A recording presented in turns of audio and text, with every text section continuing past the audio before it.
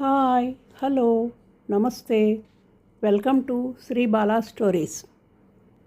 మానస సంచరరే బ్రహ్మణి మానస సంచరరే పిబరే రామరసం రసనే అంటూ కర్ణాటక సంగీతంలో కీర్తనల ద్వారా అద్వైత తత్వాన్ని సామాన్యుల్లో వ్యాపింపచేసిన శ్రీ సదాశివ బ్రహ్మేంద్ర స్వామిగా ప్రసిద్ధికెక్కిన శివరామకృష్ణ తమిళనాడులో స్థిరపడ్డ తెలుగువారైన మోక్ష సోమసుందర అవధాని పార్వతిలకు ఏప్రిల్ 12, 1672 సంవత్సరంలో జన్మించారు.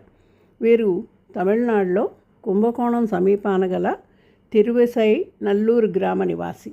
సంస్కృతంలో వేదాలు వివిధ విషయాలు నేర్చుకున్నారు. పినతండ్రి రామభద్ర దీక్షితార్ వద్ద సిద్ధ విద్యను అభ్యసించారు.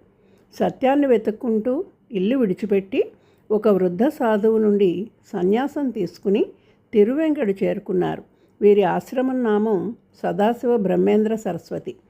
అక్కడ ఉంటున్న శ్రీ కంచి కామకోటి పీఠాధిపతి అయిన శ్రీ పరమశివేంద్ర సరస్వతి శిష్యుడయ్యారు. 18 సంవత్సరాలు ఆయన దగ్గర చదువుకొని జ్ఞానాన్ని సంపాదించారు. రోజుల కొలది సమాధినిష్ఠుడై ఉండేవాడని, నగ్నంగా లేదా అర్ధనగ్నంగా తిరిగేవారని చెప్తారు. కొంతమంది సదాశివ బ్రహ్మం గారు దైవోన్మత్తులై సభ్యత విడిచి రోడ్డు మీద తిరగడం గురువుగారికి ఫిర్యాదు చేసి పిచ్చివాడనంటే పరమశివేంద్ర సరస్వతి నవ్వి తక్కిన వాళ్ళకు కూడా ఈ పిచ్చి ఉంటే ఎంత బాగుండేది అని అన్నారట. ఈయన తరచూ ధ్యానం చేసుకుంటూ ఏకాంతంగా ఉండేవారు. సదాశివ బ్రహ్మేంద్రుల జీవితంలో జరిగిన అనేక అద్భుత లీలలు వారి గొప్పతనాన్ని తెలియచేస్తున్నాయి.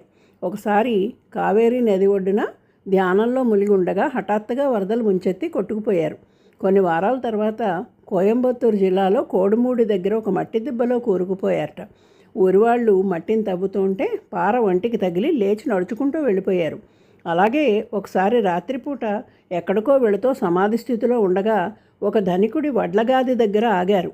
అక్కడ కాపలా కాస్తున్న నౌకర్లు దొంగనుకొని కొడదామని కర్రలు ఎత్తారు.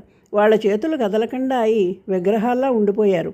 తెల్లవారి ఆయన ధ్యానం ముగిశాక అక్కడి నుండి వెళ్ళిపోయే వరకు వాళ్ళు అలాగే ఉండిపోయారట.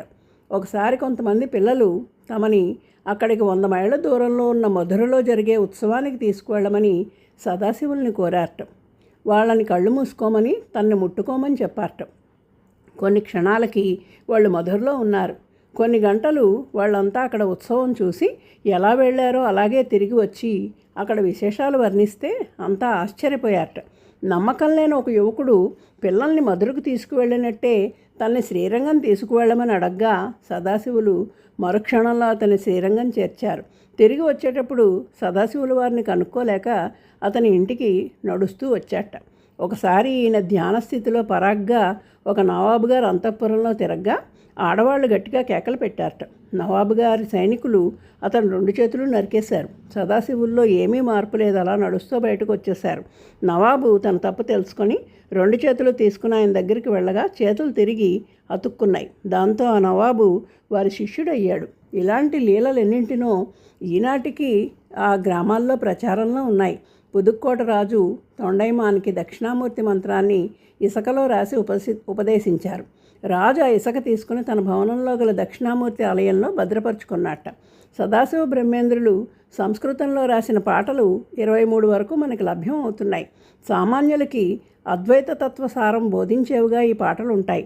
ఆనందపూర్ణ బోధోహం సచ్చిదానంద మానస సంచర్రే భజరే గోపాలం భజరే రఘువీరం భజరే యదునాదం గాయతీ వనమాలి పిబరే రామరసం చేత శ్రీరామం తుంగతరంగే గంగే సర్వం బ్రహ్మమయం చింతా నాస్తికిలా బ్రూహి ముకుందం మొదలైనవి కర్ణాటక సంగీత సభల్లో వినబడతాయి. వీరి కీర్తనలు పరమహంస ముద్రతో ఉంటాయి. సదాశివులు సంస్కృతంలో అనేక గ్రంథాలు రచించారు.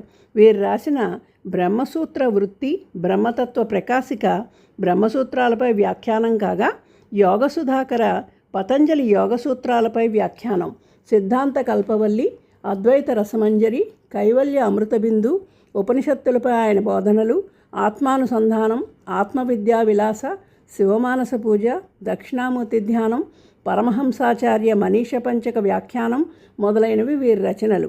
అముద్రితాలుగా ఉన్న భాగవతసారం, గీతారత్నమాల వంటివి ఈయన రచనలే అంటారు.